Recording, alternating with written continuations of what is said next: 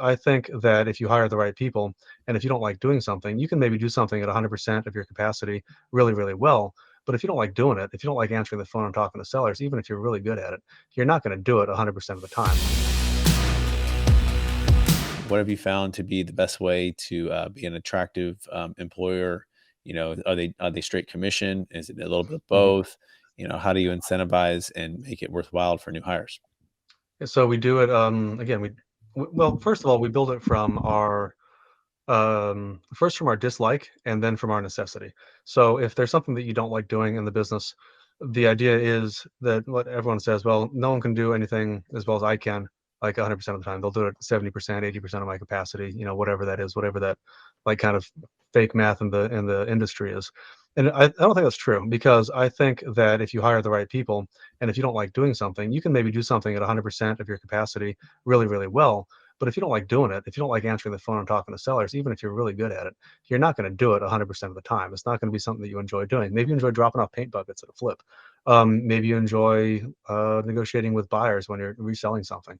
So if you don't like doing it, then you have to hire, I think, from a point of, I don't like doing that first. And then you figure out, well, how am I going to empower that person to do the right thing by them, for themselves in terms of maximizing their income. And then there's kind of industry standards, obviously, for like commission structures and that kind of stuff. But really, I think the most important part of hiring a team is making sure that you have the capacity to make sure that they eat, because too many people want to hire a team and think that the team is somehow going to be a revenue generating activity for them. And that's not the case in real estate. That's the case in a construction company like roofing. In Dallas, we have a construction company, and our main lead gen strategy is hiring more acquisitions guys to do the acquisitions of the end client. But it's not the case in real estate, because in real estate, mostly it's external leads from some source, whatever it is, cold calling, PPC, mailers, even bandit signs, whatever it is. That's the lead. That's the revenue generating activity. And then you capture that revenue is by training people and having them do their job well. So you have to fill the funnel first, in order to hire someone, and you have to make sure that the person that you hire is capable of actually performing to a level. Honestly, I think our team performs way better than I do when they're on appointments, because they enjoy building relationships, they enjoy talking to the sellers, and they have really one binary task. At a certain stage of growth, you can have a multiple like disciplinary team where teams can do multiple things, and that's very useful in the growth phase.